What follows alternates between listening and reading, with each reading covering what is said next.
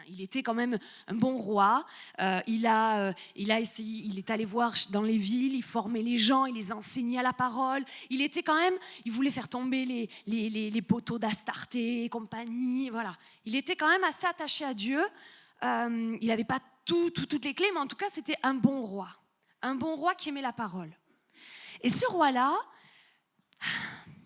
à un moment donné dans sa vie, se lie par alliance, donc par mariage.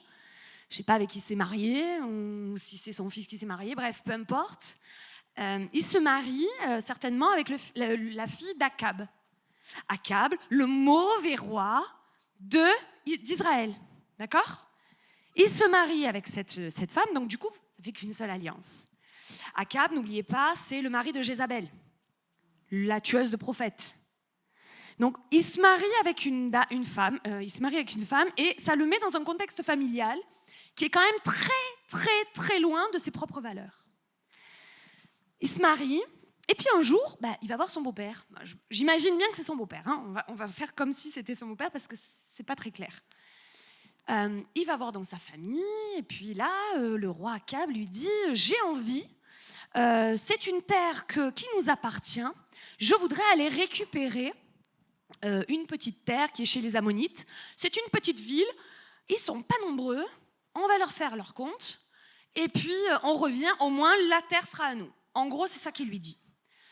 Et là, Josaphat dit « Bon, c'est quand même bien de demander à l'Éternel ce qu'il en pense. » Bon réflexe, très bon réflexe. Donc, qu'est-ce qu'ils font ? Ils appellent tous ces prophètes, il y en a 400. Waouh, 400, bon, t'imagines, c'est 2 fois l'église. 2 fois l'église, que des prophètes qui disent, oui, vas-y, unanimité de tous les prophètes. Juste pour info, si tout le monde est unanime, il y a un souci. Mais voilà, des fois, je dis ça, je dis rien, mais je vous dis ça juste, c'est bizarre. Quand tout le monde est unanime, c'est un peu bizarre. Là, tous, les 400 sont unanimes. Et puis lui, il dit, il n'y a pas quelqu'un quand même qui entend l'Éternel ? En gros, il capte qu'il y a un souci. Il se dit, non, c'est quand même un peu bizarre ce qu'on me fait là. Il y a 400 personnes qui sont d'accord pour qu'on aille combattre. Et puis donc, ils disent, il y en a encore un, mais il ne peut prophétiser que du mal. Alors bon, j'ai pas trop envie de l'entendre, mais bon, si tu insistes, je vais aller le chercher. Il va chercher Michée. Michée, oui, vous l'avez aussi dans la Bible, dans les petits prophètes. Oui, il va chercher Michée, et Michée lui dit, ouais, vas-y, si tu veux.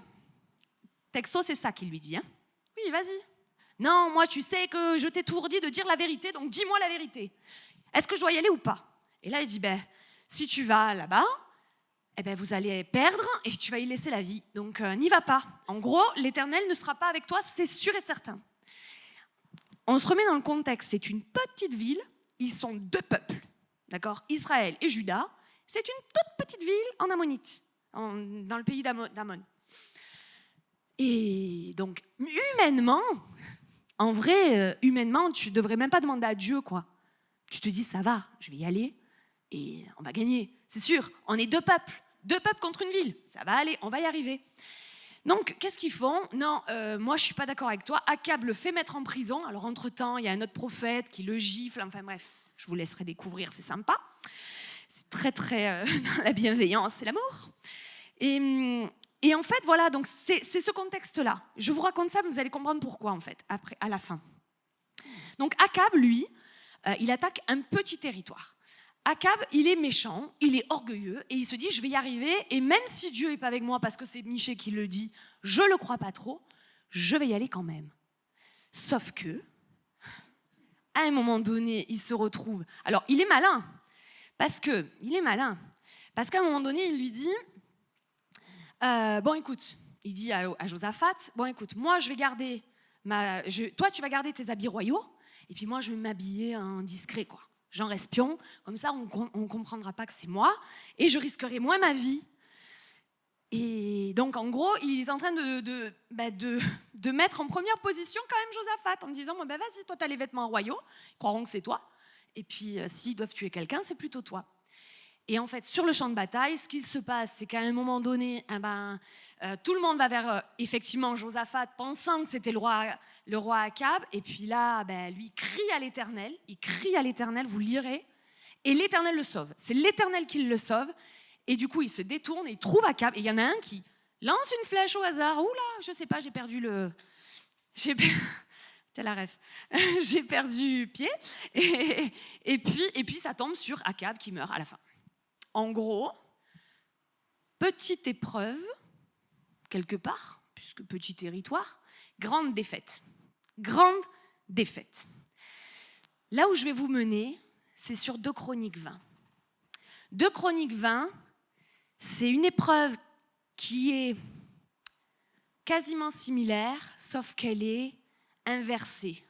C'est-à-dire que là, c'est 3 grands peuples qui se retournent sur un seul peuple et qui attaquent Josaphat. Donc, on va lire 2 Chroniques 20, s'il vous plaît.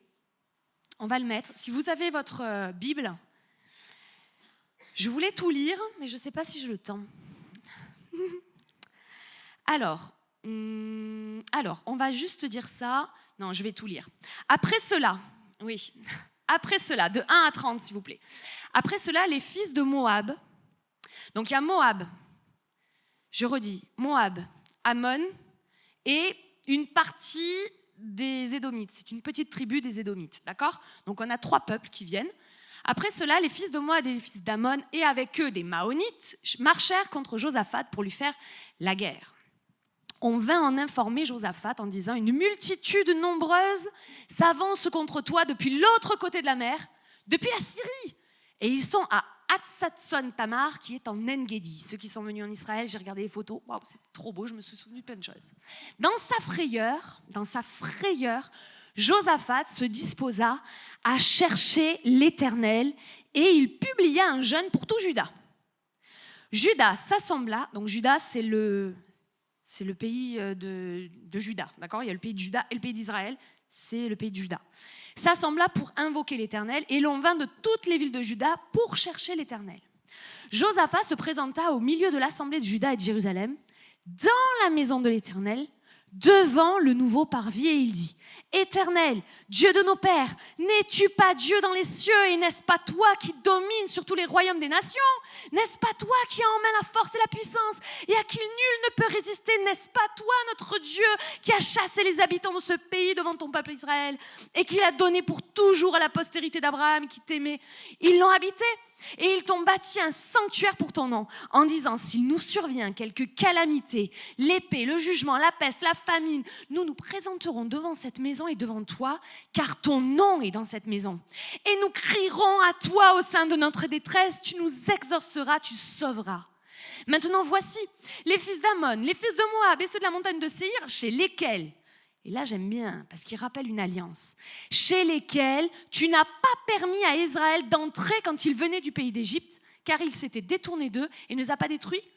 Les voici qui nous récompensent en venant nous chasser de ton héritage, dont tu nous as mis en possession. Ô notre Dieu, n'exerceras-tu pas tes jugements sur eux, car nous sommes sans force devant cette multitude nombreuse qui s'avance devant nous, et nous ne savons que faire. Mais nos yeux sont sur toi. » Tout Juda se tenait debout devant l'Éternel avec leurs petits-enfants, leurs femmes et leurs fils.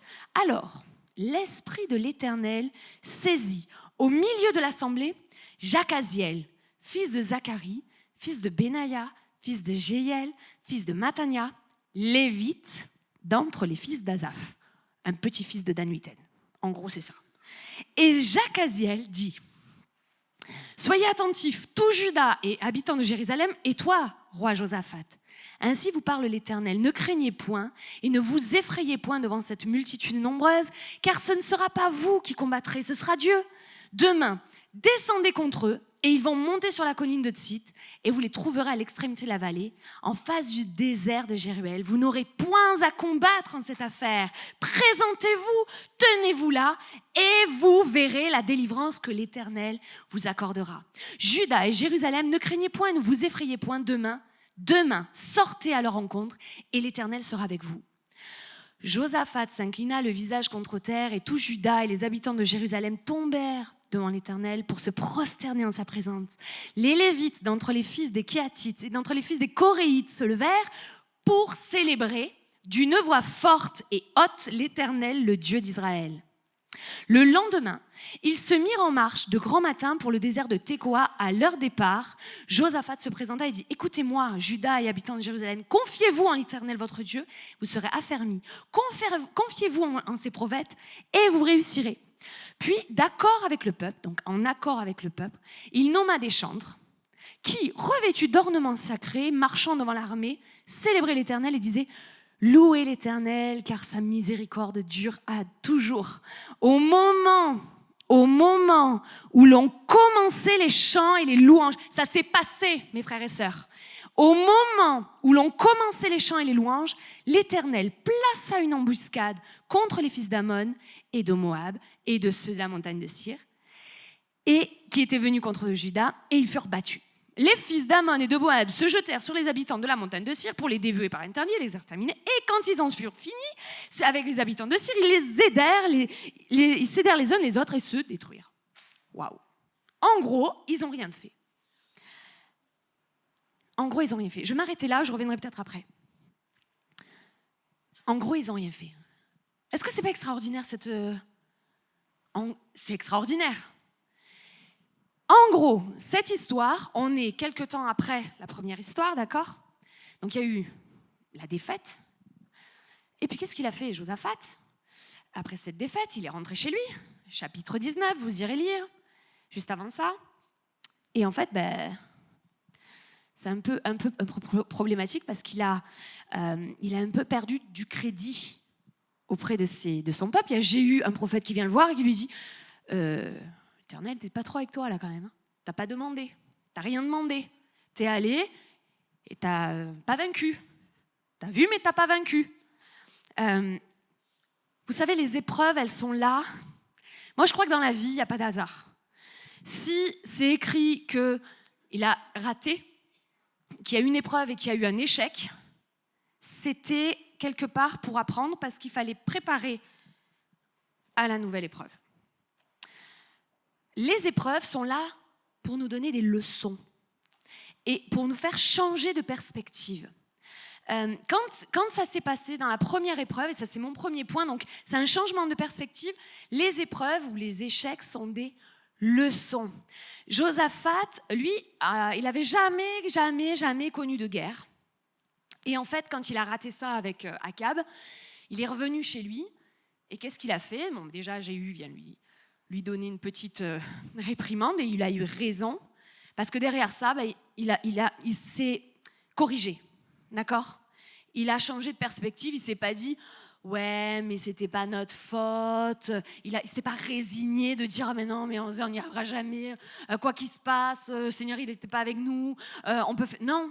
Ce qu'il a fait, et ça se passe dans nos vies aussi des fois, on se résigne devant des épreuves, des échecs. Mais les échecs ne sont pas là pour rester un échec. Ce sont des tremplins, ce sont des leçons. Un échec est une leçon. Et ça l'a été pour Josaphat. Ça l'a été parce que derrière ça, qu'est-ce qu'il a fait ? Lui, il s'est dit, je vais trouver des Lévites, je vais instaurer des Lévites, je vais instaurer des juges. Et il est allé dans tout le pays pour ramener un petit peu là tout le monde, pour les réencourager. Allez, on y va là. On y va. Oui, c'est vrai, on a raté. Oui, c'est vrai, on n'aurait pas dû. Mais je crois que là, il faut se recentrer sur l'essentiel. Et l'essentiel, c'est la volonté de Dieu. L'essentiel, c'est d'être droit dans sa parole. L'essentiel, c'est de faire sa volonté. Et c'est ce qui s'est passé. Il a appris quoi ? Déjà, premièrement, que pas tous les prophètes sont inspirés. Ce qu'il faut faire quand vous avez des paroles de personnes qui viennent vous voir en vous disant « j'ai une parole pour toi », regardez le fruit de la vie de ces gens-là. Juste pour info. Il a connu plein de choses là. Quand il s'est passé ça, avec Akab, il a certainement été triste de voir que Akab, il a été trahi quoi. En gros, il n'a pas eu de scrupule de le mettre en première ligne. Il n'a pas eu de scrupule du tout. Il lui a dit vas-y, tu t'habilles et puis moi de toute façon c'est moi le roi. Et ça c'est des choses que lui a appris dans l'épreuve. Il a connu ça, mais ça lui a permis derrière ça de pouvoir changer de perspective et que dans la deuxième épreuve qui était bien plus élevée, bien plus forte, il a réussi et il a eu la victoire. Il a vécu aussi le compromis. Il avait fait un compromis, il s'est marié, il écoutait. Alors Miché a fait ça, bon, il a dit ça, peut-être qu'il s'est trompé, on le met en prison, c'est pas grave. Non, il y a eu des choses où il a fallu certainement corriger. Dans notre vie, des fois, on fait du compromis. On mélange un petit peu le sacré et pas le sacré. On ne peut pas mélanger les deux. Si Dieu te dit d'arrêter, arrête. On ne peut pas mélanger le sacré et l'or avec autre chose. On ne peut pas mélanger l'ivraie et le blé, même si ça pousse ensemble. À un moment donné, ça va être trié. On ne peut pas mélanger les deux. Le compromis, ça bouffe. Et le compromis te mènera toujours à l'échec. Toujours à l'échec. Il n'y a pas de moyen. Dieu, il ne fait pas de compromis avec nous.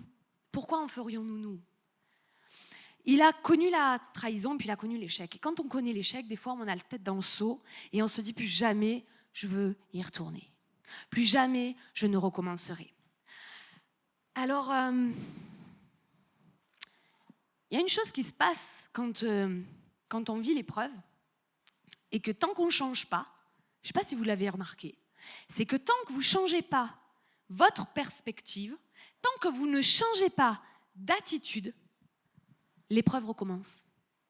Vous repassez et on dirait que c'est cyclique. Mais pourquoi je repasse par là ? Oui, mais analyse ce que tu as fait la dernière fois.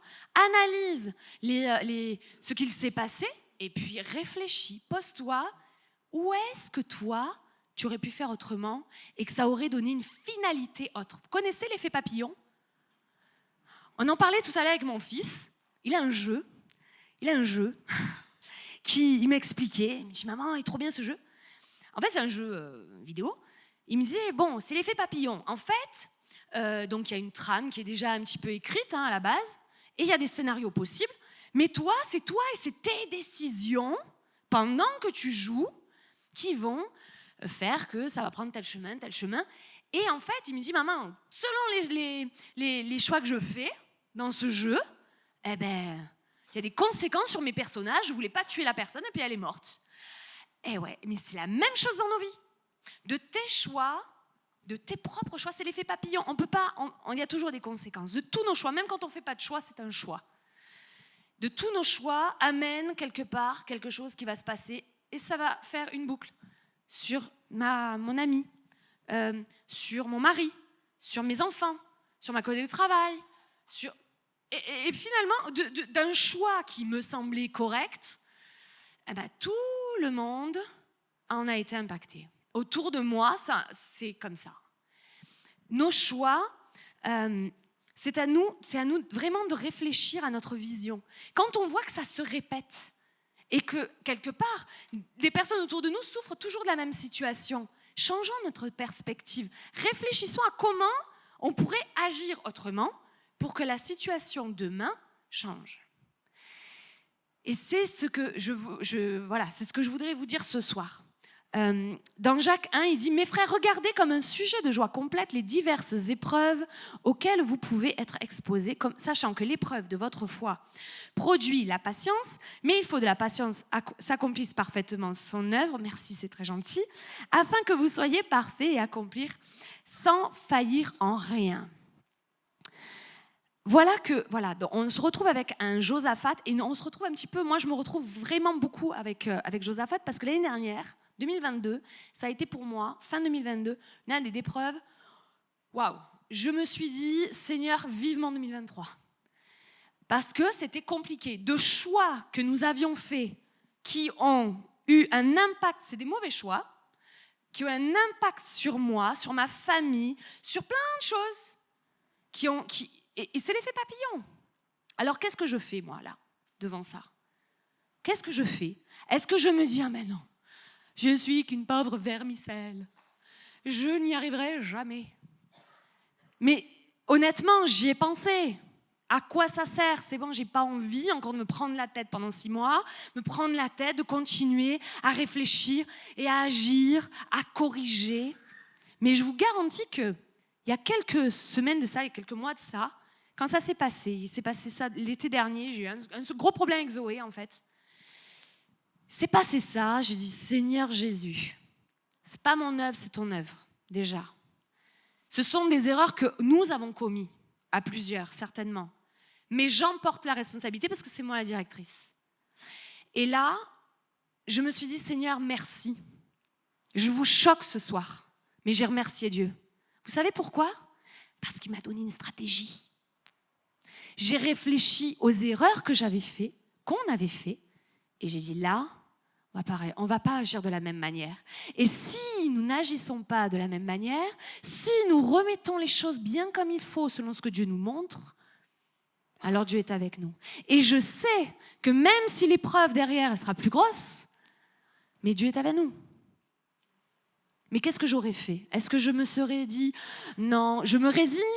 Est-ce que je me résigne ? Seigneur, est-ce que j'aurais pu me dire, oh ben voilà, c'est une fatalité, je n'y ai pas arrivé. Ben, non. Parce que je crois que Dieu, quand Dieu nous met quelque chose, on est dans un endroit, on est dans une famille, on est dans un lieu, peut-être au travail, dans une relation. Quand Dieu nous met, il n'y a pas de fatalité avec Dieu. On ne doit pas se résigner devant une situation qui vient, qui nous percute et qui semblerait nous bloquer. Et moi, je me suis dit, Seigneur, je ne veux pas vivre cette épreuve comme un échec, même si, aux yeux des gens, peut-être que c'en est un. Je veux voir ça comme une leçon. C'est comme si tu étais en train de m'apprendre. Et je dois la vivre. Je parlais avec une amie récemment et elle me disait, mais tu dois la vivre. Tu dois vivre cette épreuve. Parce que derrière, il y a quelque chose de plus grand et qu'il va falloir gérer. Et que si tu n'es pas passé par là, tu ne sauras pas gérer. Et effectivement, c'est ce qui se passe. Parce que quand on lit ce qui s'est passé avec Josaphat, quand on lit ça, il n'a pas eu une petite ville. Lui, il n'a rien demandé, Josaphat, il était chez lui tranquille. Il y a 3 peuples qui sont venus le chercher. Les Ammonites, les Moabites, les Édomites. Alors, pour ceux qui veulent un peu d'histoire, les Ammonites et les Moabites, ce sont les fils de Lot, qui est le neveu d'Abraham. Ce sont des enfants qu'il a eus avec ses filles.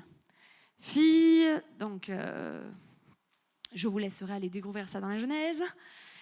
Comme quoi, c'est bien de lire la parole, parce qu'il y a plein de perles dedans. Et les Édomites, ce sont les fils d'Ésaü. Et qui sont ces pays par rapport à Juda, par rapport à Lévi ?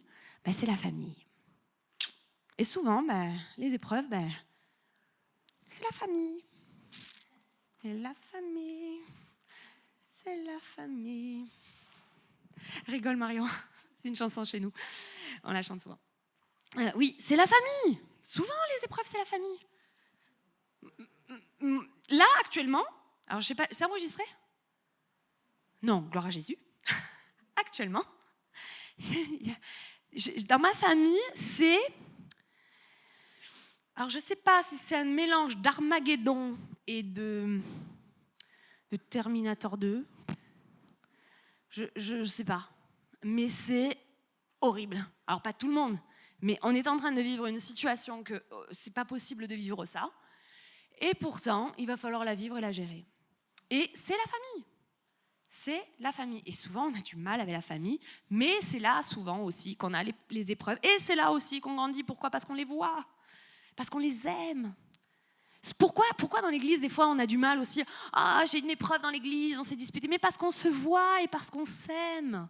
C'est plus dur avec les gens qu'on aime. C'est plus dur avec les gens avec qui on a pas que du sang, on a des sentiments. Donc, c'est la famille qui les a attaqués. Alors, c'est la famille. Ils n'étaient pas en famille, on est bien d'accord. C'est une image. Mais il est attaqué par 3 peuples et ils sont énormes, 3 peuples différents dans 3 pays différents et lui, il est tout seul.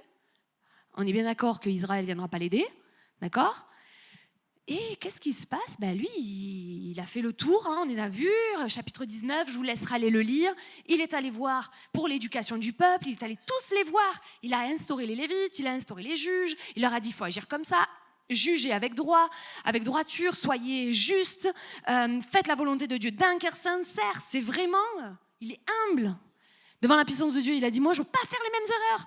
Je ne veux pas faire les mêmes erreurs. Ne faisons pas les mêmes erreurs. L'épreuve que tu as vécue, peut-être que tu as perdu, l'échec que tu as fait, il y a eu un problème. Ce n'est pas ça qui va qualifier, d'accord ? Prends courage, note ce qui a changé et change. Change les choses qu'il y a à faire. qu'est-ce qu'il a fait? Il a consulté l'Éternel. Et j'adore ça. Il a consulté l'Éternel, il a proclamé un jeûne. Il a dit, on ne va pas manger tant qu'on n'a pas de réponse. Il a lâché prise. Quel est le roi qui dit, eh bien, vous savez quoi, on va chanter? Non mais, un roi, ça planifie. Un roi, c'est là, ça écrit, bon alors la stratégie, toi tu vas là-bas, Saint-David, voilà, il va là-bas, il réfléchit, fait les plans, là il y a la montagne, on va les attraper comme ça, enfin, non, vous savez quoi? On va faire ce que Dieu dit. Si Dieu dit qu'on chante, eh bien on chante. Si Dieu dit qu'on ne bouge pas, on ne bouge pas. Si Dieu dit on ne prend pas d'armes, on ne prend pas d'armes. Si Dieu dit on prend des cruches, on prend des cruches. Peu importe le moyen, il obéit. Il lâche prise. C'est pas mon combat. C'est ton combat, Seigneur. C'est ton combat, Seigneur. On va relire le verset 14 parce qu'il y a une petite clé dans ce verset 14 qui dit « Alors l'Esprit de l'Éternel saisit au milieu de l'assemblée Jacaziel, d'accord, fils de Zacharie, fils de Benaïa, fils de Jéhiel, Matania. C'est un lévite d'entre les fils d'Azaph. Azaph, c'est qui? Azaph, c'est un psalmiste. D'accord? Il écrivait des psaumes, il écrivait des chants. C'est un lévite. C'est des gens, eux, qui sont consacrés. Ce sont des personnes qui sont consacrées, qui ont passé du temps à étudier la parole, à chanter. C'est leur job, c'est leur boulot. Et Jacaziel, ça veut dire Dieu voit. Et ça me rassure, parce qu'il y a un gars qui se lève, il s'appelle Dieu voit, et c'est un gars consacré et il parle. C'est un truc de fou. Parce que Dieu voit, Dieu sait, Dieu anticipe. Et il est en train de donner une stratégie qui dit, vous savez quoi? Tout ce qui va se passer, ça va concourir à votre bien. Tout ce qui va se passer, ça va concourir à votre bien. Avoir confiance dans le Dieu qui voit, ça, forcément, on a besoin d'un lâcher-prise. Quand il se lève et qu'il dit « c'est pas votre combat, c'est celui de Dieu », il va falloir de la foi pour ça. Il va falloir de la foi. Parce que sinon, tout le monde va mourir, quoi. Il faut vraiment avoir confiance dans le gars qui parle. Donc si ce gars-là, il le dit, et ce gars-là, il est consacré, ce gars-là, il est lévite, donc c'est de père en fils, en fils, en fils, en fils, en fils. Il est lévite, il est consacré, il est fils d'Azaph, donc il a un ministère qui est reconnu. Et lui, il se lève et on l'écoute. Même le roi Josaphat l'écoute. Parce que c'est Dieu qui voit et qui parle au travers de lui. C'est le Dieu qui a vu, qui connaissait le passé, qui connaît le présent et qui connaît le demain, qui dit aujourd'hui, même si tu crois que tu vas te faire massacrer, c'est moi qui vais gérer et tu ne vas pas bouger. C'est extraordinaire. Parce qu'il sait, et là c'est une position de foi, que tout ce qui se passe, tout ce qui se met en place va concourir à leur bien. Tout concourt. Et mon frère, ma sœur, ce soir je te le dis, tout concourt à ton bien. Dans l'épreuve que tu vis, même si tu ne la comprends pas, tout ce qui est mis en place par Dieu autour de toi, ça va concourir à ton bien, à ta vie. On a un Dieu de la vie. Tout ce qui se met en place, c'est là pour toi.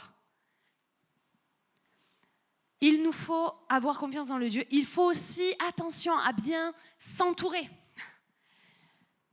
Attention à bien s'entourer. J'insiste sur ça parce que des fois, on peut être influencé par certaines idées, mais quand on est avec des personnes qui sont inspirées, quand on est avec des personnes qui...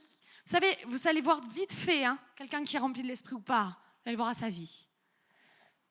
Comment il parle? À la limite, il peut même avoir une façade. Allez, on va peut-être pas dire ça. Quel est son fruit? Est-ce qu'il est bon? Est-ce qu'il est patient? Est-ce qu'il rend bénin ce qui n'est pas grave? Est-ce qu'il se met en colère? C'est quoi le fruit? Les personnes qui sont remplies de l'esprit, on voit le fruit de l'esprit. On le voit et on le reconnaît. Regarder à Dieu ne signifie pas fermer non plus les yeux sur les réalités. C'est pas parce que je regarde à Dieu, et je crois que Josaphat, il a regardé, nos yeux sont fixés sur toi, mais il voyait bien quand même qu'il y avait l'armée qui était là. Donc on n'est pas des aveugles, on va quand même faire les choses. et ils se sont positionnés et ils ont choisi Dieu. Vous savez, moi j'ai des enfants et des fois il y a des fois où on n'ose pas. Moi je dis des fois non à ma fille, je lui donne pas la raison. Mais Dieu il fait pareil avec nous. Des fois il va te fermer une porte, il va pas te dire pourquoi. C'est vrai ou faux? Il va t'affermer, tu vas dire pourquoi Seigneur et tout. Il va pas te dire pourquoi, tu vas la savoir peut-être des années après. Ah ouais, non finalement, heureusement que je me suis pas mariée avec elle. Non mais, des fois, Dieu ferme les portes et moi j'ai une fille notamment, des fois je lui dis non, je dis pas pourquoi, parce qu'il faut rentrer dans les détails. Il faut rentrer dans les détails, c'est long et pourquoi, il faut palabrer. Je pourrais, mais c'est long. Alors moi, je sais pas, moi j'ai moins de patience que Dieu, vraiment humblement je le sais, mais des fois, Dieu nous parle et puis on n'a pas la réponse. Enfin, on demande à Dieu quelque chose et puis on n'a pas la réponse. Il nous ferme les portes, ça ne se passe pas. On a raté quelque chose. Voilà, on ne sait pas pourquoi, mais Dieu a fermé les portes. Mais tout concourt au bien de ceux qui aiment Dieu. Est-ce que je peux entendre un grand bravo à Jésus? Tout concourt au bien de ceux qui aiment Dieu. Et il n'a pas besoin de vous expliquer pourquoi il vous dit non, en fait. Des fois, vous avez le non dans la parole, puis des fois, ça ne s'ouvre pas. Tu as prié, tu n'as pas eu. Mais est-ce que c'est parce que tu as prié que tu n'as pas eu qu'il faut que tu te détournes de Dieu? Je ne crois pas. Je ne crois pas. Et la victoire, ils l'ont eu dans un moment, et c'est particulier. C'était le verset de ma tante, ce 2 Chroniques 20. Ma tante, elle est partie avec Dieu il y a 6 mois à peu près. Ma tante, c'était quelqu'un de particulier. Pas forcément gentille, mais pas forcément méchante non plus. Particulière. Et je crois qu'elle a vécu 12 ans de maladie, mais souffrance, maladie dans la souffrance. Et elle, c'était son verset. Elle louait tout le temps, elle mettait de la musique, etc. Elle mettait de la musique. Et elle n'a jamais été guérie de ce cancer. Mais, alors, le truc, c'est que ça a mis du temps. En fait, c'était une femme qui était très dure. Elle avait des très bons côtés qui vraiment, on dit, est géniale. Alors, avec certains, elle était extraordinaire. Et puis avec d'autres, il valait mieux pas la connaître. C'était particulier. Mais je l'aimais beaucoup. C'est quelqu'un que j'aimais beaucoup. Et elle me disait, Alex, je mets ça et tout. Regarde, le Seigneur m'a parlé de Chroniques 20. Et elle me met ça. Et je dis, oui, laisse alors, mets la louange en premier. Mets la louange en premier et le Seigneur, il va te délivrer. Et elle mettait de la louange. Et elle n'a pas été guérie. Seulement, de 5 ans, elle aurait dû vivre 5 ans, elle a vécu 12. Merci, Seigneur, pour l'épreuve. Parce qu'en réalité, si elle était partie dans les 5 premières années, je vous garantis, je ne suis pas certaine qu'elle soit dans la gloire. Vraiment pas. Mais comme l'épreuve a duré, pour elle en tout cas, je le vois comme ça, et je ne suis pas la seule à le voir comme ça, ça lui a permis. Et je ne sais pas pourquoi, mais elle est devenue, à la fin de sa vie, on va dire la dernière année, plus malléable, avec un cœur qui était devenu tendre. Vous savez? Et je crois que si elle n'avait pas connu cette épreuve-là, si elle était partie dans les premières années, comme c'était prévu, voilà, comme c'était prévu, je ne suis pas sûre, parce que vraiment, ce n'était pas quelqu'un de bon. Pourtant, elle a grandi dans la foi, elle a grandi dans l'église, elle a servi Dieu dans l'église, mais elle avait un cœur dur. Elle était dans la rancune, dans le non-pardon. Elle n'avançait pas, ça fait carnage auprès de sa famille, de ses enfants. Ça a encore aujourd'hui des répercussions sur ses enfants. Les choix qu'elle a faits ont des répercussions. C'est l'effet papillon. Et je dis merci Seigneur pour l'épreuve qu'elle a vécue. Pas dans l'épreuve. Vous m'avez bien entendu. Merci Seigneur pour l'épreuve qu'elle a vécue. Parce qu'elle n'aurait pas été sauvée. C'est pas à moi de dire si elle est sauvée ou pas. Peut-être qu'on peut dire pardon au dernier moment, je ne sais pas. Mais en tout cas, dans les fruits qu'elle avait, c'était pas mon témoignage. Mais dans la dernière année de sa vie, waouh, elle avait changé. D'ailleurs, même mon mari me dit, mais jamais de la vie elle change. Jamais de la vie. C'est pas une bonne personne. Mais je t'assure, elle est différente quand elle me parle. Elle me parle avec douceur. On sent que son cœur, il est tendre. Ça avait changé. Ça avait changé. Et Dieu l'a repris. Peut-être 6 mois après. Merci Seigneur pour l'épreuve. Dans ce passage, il y a deux façons de célébrer. On est passé, alors il y a les Lévites au verset 19 qui célèbrent d'une façon. Alors ça, c'est juste avant de se retrouver devant l'armée, d'accord ? On est la veille.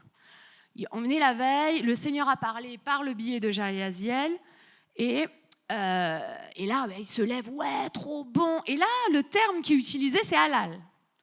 Ils célébrèrent. Halal, je célèbre. Ils brillent, ils vantent les mérites de Dieu. Seigneur, tu vas nous faire sortir. Ouais, on va gagner. On est trop fort. On va y arriver. Ils célèbrent Dieu. Et le lendemain, c'est pas le même terme. Vous savez pourquoi ? Parce que le lendemain, on est devant la situation. On est dans l'épreuve. On est dedans. Ça a commencé. La veille, on célèbre. On dit, Seigneur, tu vas me faire sortir. Aujourd'hui, je suis dedans. Est-ce que je continue à dire Seigneur ? C'est pas le même terme. Vous savez quel est le terme qui est utilisé ?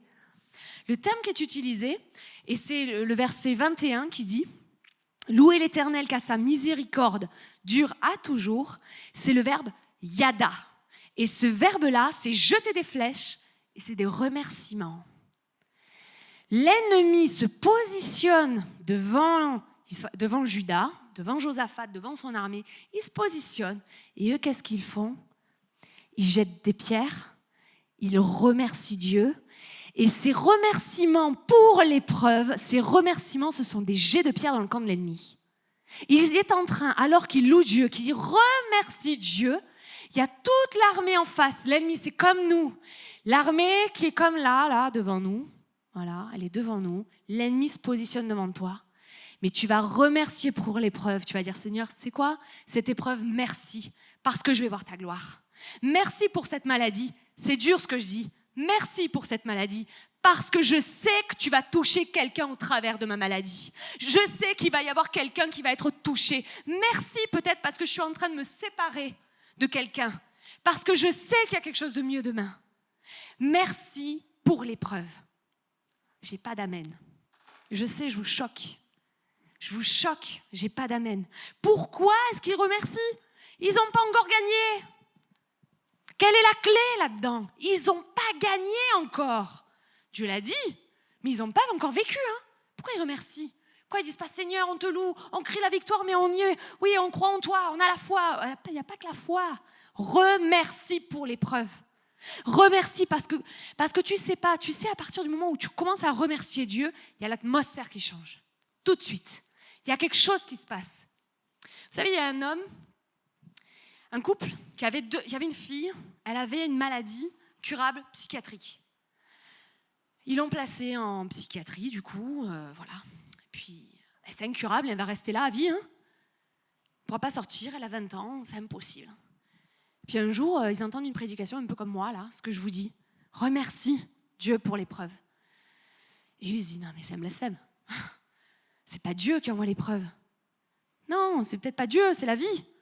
Vous savez, pas besoin forcément, Dieu, il fait, la vie est là, l'ennemi aussi. Et dans la vie, on a des épreuves. Et il y a des épreuves qui sont là pour notre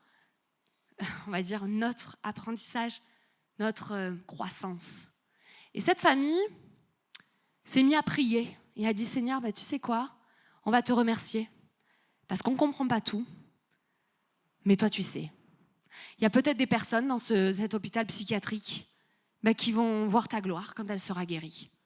Il y a peut-être des personnes que, peu importe tes plans, j'ai confiance en toi. Comme Josaphat, j'ai confiance en toi. Je regarde à toi. J'ai confiance dans le Dieu qui voit, qui sait et qui anticipe. Et pour cette épreuve, je te loue. 15 jours après, cette jeune fille sortait de l'hôpital entièrement guérie. Entièrement guérie. Qu'est-ce qu'il s'est passé ? Personne ne sait. Une chose est sûre, c'est que sa vie a été changée, la manière de prier de ses parents a changé et ça a touché tout l'hôpital. Quand le frère de mon mari est tombé malade, il devait mourir. Il était mort d'ailleurs. Il était mort cérébralement. Voilà. Caput. Il y avait une ligne qui fixe de son cerveau. On nous avait dit, mais il ne se lèvera jamais, il ne marchera jamais. Seigneur, merci pour l'épreuve. Parce que dans l'épreuve, qu'est-ce qu'il s'est passé? Il y a eu le pardon de la famille. Et au moment où il y a eu le pardon, il s'est réveillé. Il s'est réveillé, il s'est levé, il est sorti de l'hôpital. Il a marché, il a joué aux boules, il a raconté des blagues. Il s'est reconverti, il a redonné sa vie à Jésus. Il partait en enfer lui aussi. On voit que notre bien-être aujourd'hui, mais on ne voit pas le plan dans son entièreté, le salut de l'âme. Et oui, il est parti. 18 mois plus tard, il est parti. Est-ce que c'est une fatalité? Non. Merci Seigneur pour l'épreuve, ça nous a fait grandir. Et ça nous permet aujourd'hui d'avoir du témoignage pour vous aujourd'hui, d'avoir de quoi vous parler.